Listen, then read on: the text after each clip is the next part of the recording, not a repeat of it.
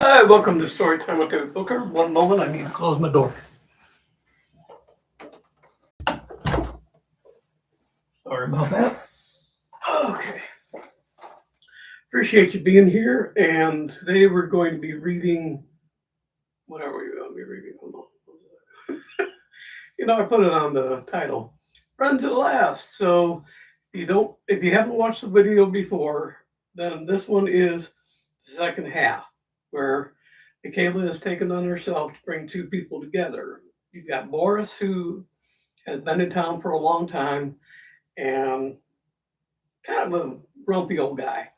And then you've got Heather, who is a new person who's just come back to town. Her family left a long time ago, and they came back, and she's kind of she's. I don't want to use the word I'm thinking, but she's not the best company. So today things continue on a little bit more. So let's get into it. And this one is friends at friends at last. Having to, I do apologize. My voice has been getting worse all the time, and it's apparently not getting any better. Having taken care of and having a plan for one half of the puzzle, Michaela got the ladies together to work on the second half. It's going to mean we've got to become friends with Heather, and we've got to do it real quick. Julia slumped in her seat. I can't think of any way we could become friends, not in the state she's in. Michaela nodded enthusiastically. You heard Boris, how she had his heart? I'll bet he has hers and doesn't know it. I bet that she's still mad about having to leave town, and now that she's back, she doesn't know how to fit in anymore. She held up her hand as she dwelled on ideas to bring this angry lady into the fold. Suddenly she bounced in her seat. Got it! We invite her to one of our picnics. We'll take her to the park since it's near her house. We can pack a basket to show her what we usually bring, and she can sample so she knows the standards she's got to meet. We let her know we swap baskets, so she's going to try and be on top of her game. Come on, into the kitchen. Let's whip up a basket. Agnes was a little concerned at using up all Michaela's food and suggested they go home to their own places, cook up one of their specialties, and then gather back together and fill the basket. All the women stuck their hands out and pledged to return in 2 hours with their wares. Michaela wasn't content just to pull out a basket and fill it with goodies. While her pies were baking, she found a good linen cloth, ribbons, bows, and other decorations, and made the basket colorful. When the pie came out, she had six of each, three of ham and egg, no, six of ham and egg, and six chicken and mushroom. One each to Heather, one each to her friends, and one for Talbot and Joe. Once baked, she wrapped the pies and placed them in the basket to wait the additions from the rest. Julia arrived soon after with a variety of sandwiches on homemade bread. Michaela positively drooled over the cucumber sandwiches with dill and chives, shaved ham and sharp cheddar cheese, and almost swooned over the rich roast beef and Swiss cheese with dark mustard. They sat down to coffee and cookies to wait for Peggy and Agnes. They arrived together, laughing at the fact that they both had made deviled eggs, although Agnes also had fried chicken. Well, she'll have a variety at least, Michaela added to the new arrivals to the basket. Michaela went to the phone and placed a call. She asked about volunteering to assist with the high school prom and was wondering what help they needed. She was a long time taking notes and saying yes and all right. Hanging up with a decisive thunk, she laughed maniacally. Oh, this is going to work out so great! Would anyone like to go with me to help with the refreshments for the prom next week? It was all hands on deck as they all agreed to assist, which was just what Michaela had hoped for. With all assisting, it shouldn't be too hard to convince Heather and Boris to assist also. In their drink.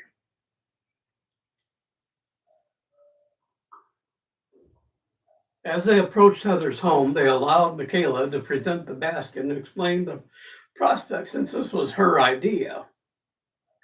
Heather was sitting outside, basking in the sunshine. She still wore a frown, but Michaela and company were willing to discount that. Michaela wore her warmest smile. Excuse me, we were wondering if you'd like to become part of our monthly picnic party. Others' eyes opened slowly. How much? They all laughed. Doesn't really cost anything except the ingredients you use to fill the basket. We all make an assortment of things and then we get together wherever we are going to for a picnic. We swap baskets. We do our very best to make sure our meals are to the highest standards. This is a sample basket we put together for you to try. The basket was placed on her lap and she opened it and took a deep breath. Oh, smells pretty darn good. She sampled a few items at random. Hmm, tastes pretty darn good. Michaela cocked an eyebrow. Well, you think you can bring something that will beat our standards? Heather raised her brows. I think I might at least meet these standards. When's the next picnic? Tomorrow. Where? Usually one person is in charge of finding a place and taking the rest to it. Only they know where they're going to take them, so it's a fun surprise. I'd love to say you could pick the spot, but being new in town, Heather raised a hand in protest. I used to live here. Might have been a long time ago, but I still know a few interesting spots that are probably still around. What time do you all meet up? We'll pick you up at 10 tomorrow morning. Heather held out her hand and promised, and they all shook. Walking slowly away, they heard Heather mumbling loudly to herself. Question my standards of cooking. I'll show them. Where did I put that lunch basket? Screen door slammed behind her. The following day, Michaela was in Agnes's kitchen doing some final touches to the deviled eggs.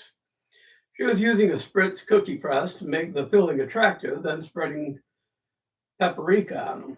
Agnes was packing the rest of her basket while Michaela sat by the back window, catching the cool breeze. Julia came to pick them up and mentioned they'd pick up Peggy on the way. Walking through town, they were met by Peggy, who was on her way to join them. Doing an about face, she joined them, heading to Heather's. Heather was outside waiting on them with a large basket dangling from her hand. She'd been checking a pocket watch every 5 seconds.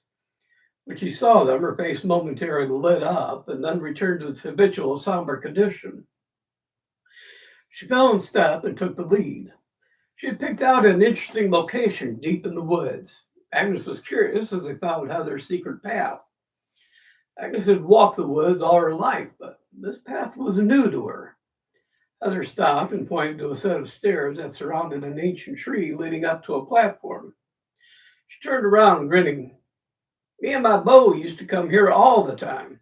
He built it when he was 10, and it was my favorite place. Came here yesterday and swept and cleaned it, so we'll be safe. She led the way up. Boris had done a very good job. The steps hardly moved as they climbed high into the oak. Seated on the platform, they placed the baskets in the center and closed their eyes. Agnes scrambled them with closed eyes, and everyone grabbed one. Michaela received Heather's, who had received Julia's, who took Peggy's, who retrieved Agnes's. Heather's basket contained ribs, cornbread, apple fritters, chicken, and cheese pasties, with macaroni salad. Final touch was a thermos of coffee with a touch of whiskey in it. Michaela let everyone have a sample of the basket, and they declared it phenomenal. Heather leaned back against a tree, a tear began to form and dripped from her eye into her cup. I'm sorry I acted like such a witch when you came over. I was trying not to let the place get inside me again. Too many memories, but when I retired, there was only one place to go. That was home. Agnes took her hand. Have you thought of looking him up? He might still be around. She smiled a sad smile. Must have hurt him as much as it hurt me when I left. Doubt he'd ever want to see me again. She sighed and ate. Food was excellent. She appreciated the company. Michaela brought out the list of what help they needed at the prom. Heather, we volunteered at the high school prom. We're helping with the food and acting as chaperones. We could use another person. Would you mind going with us? Heather's eyes grew moist again. Yeah, sure, why not? I never got the chance to go to mine. Be nice to see one. What time should I meet you? Agnes, Agnes, sorry. Agnes offered to pick her up. That way they'd be sure she went. After the picnic, everyone went home except for Michaela. She stored the basket at the courthouse and ran to see Boris. Knocking on the door, she saw him sitting in the kitchen, still holding onto the picture. He started when he realized he had company. Coming to the door, he smiled when he recognized Michaela. I come in, but we got to keep our voices down. Dad's asleep, and I don't want to wake him. I don't know what you girls put in that soup, but it was powerful medicine. He pulled out a chair and had her sit at the kitchen table. Michaela pulled out the paper. Hey, we're helping at the prom. We're acting as chaperones and assisting with the food and stuff. We'll be there early and could use a big, strong man like you to help us move things around. You could give us a hand? She looked pleadingly into his eyes. Yeah, I can get someone to keep an eye on Pops for a few hours.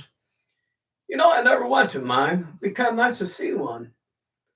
Agnes asked if he had a suit. Hell, I still have the one I was going to wear to mine. Never worn it since, but still fits. I'll just wear that. Michaela was ecstatic. Perfect! Thanks, we need to be there by 5 o'clock tomorrow evening.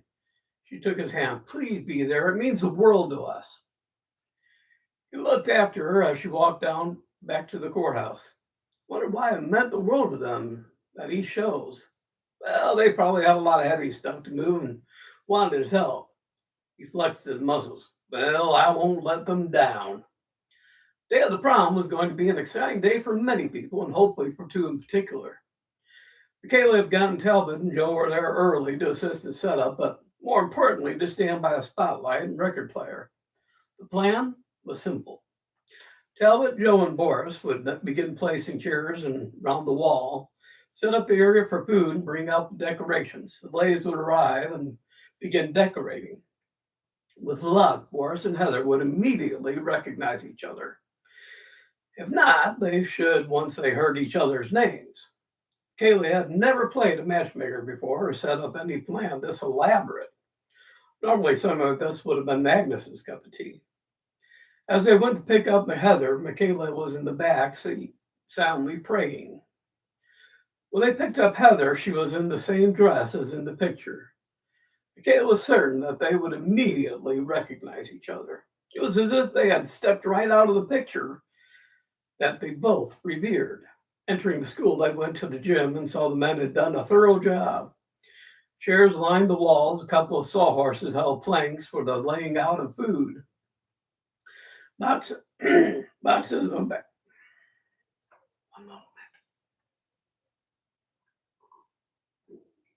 Boxes of banners and streamers were being brought up from storage. The men were downstairs bringing up the last decorations.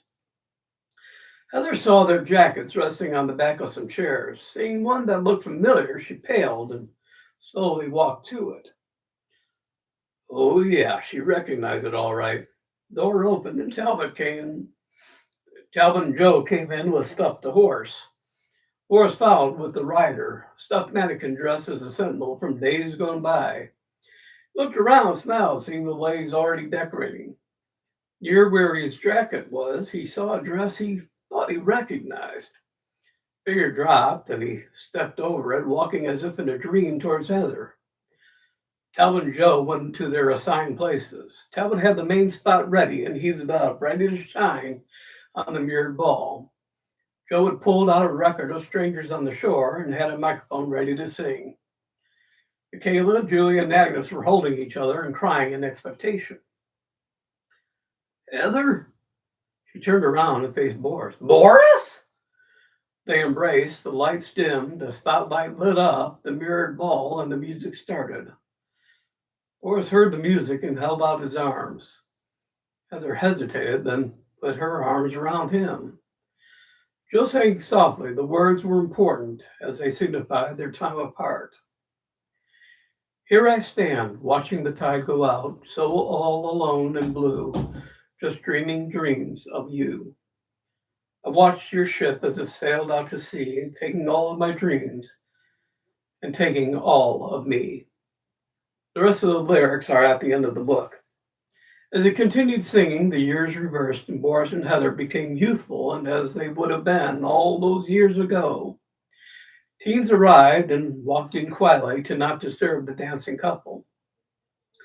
When the song ended, Boris and Heather continued dancing in absolute silence. That would slowly raise the lights and the magic faded. When Boris and Heather stopped dancing, their audience applauded. Red faced, they continued to assist, working together and catching up. The rest of the evening, they were together, even dancing a few times to the new songs. Teens didn't begrudge them entering into the dance. They were welcomed as one of their own. Joe was roped in as singer for the evening and sang Stringers on the Shore as the final number. His soft, mellow voice added emotional content to an old song many had never heard before, but took it to heart as their own. Boris and Heather had a final dance to it in a corner on their own. When the dance was over, it was time for everyone to go home, and Boris and Heather kissed Michaela on the cheek and thanked her for bringing them back together and giving them their prom at last. All right, that's it for today. The next chapter is Greenville. That's kind of one for Talbot and Michaela. So that is it for today. I appreciate you being here and listening in. I hope you enjoyed this chapter. Again, yeah, I have a lot of chapters that I consider to be my favorites, and this is kind of one of my favorite ones. So I really hope you enjoyed it. Look forward to seeing you again today. I really got to get a calendar because I don't remember what days it is. Today is Tuesday. We'll be doing our next reading on Friday. So I hope you're here. I look forward to seeing you. And thank you again for being here. It means a lot to have somebody to read to. So I look forward to seeing you on the end of the week. Be good and be good to yourselves. Bye.